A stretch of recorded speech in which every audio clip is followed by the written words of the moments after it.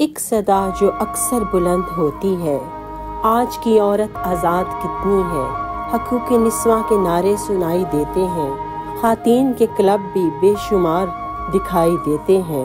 اسلامی معاشرے میں عورت کا مقام، بحث کرتا ہے اس پر ہر خاص و عام۔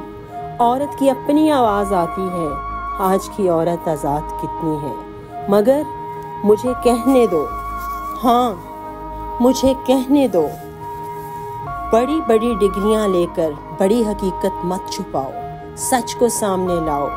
میری سوسائٹی پر ماضی میں تھا مرد کا راج، کل بھی اسی کا ہوگا، اسی کا ہے آج۔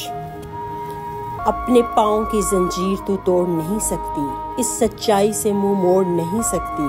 تیری تقدیر ہے ایک اور تقدیر کی غلام، تیرے نام سے جڑتا ہے ایک اور نام، جس کے بغیر تو رہتی ہے بے نام۔ مگر میں اتنا ضرور کہوں گی، تجھے تھوڑا خوش کروں گی، 14 صدیوں میں ایک انقلاب آیا ہے۔ پہلے تجھے زندہ دفن کیا جاتا تھا، مگر اب تیرے سارے حقوق اور سارے خواب دفنا کر تجھے زندہ رکھا جاتا ہے۔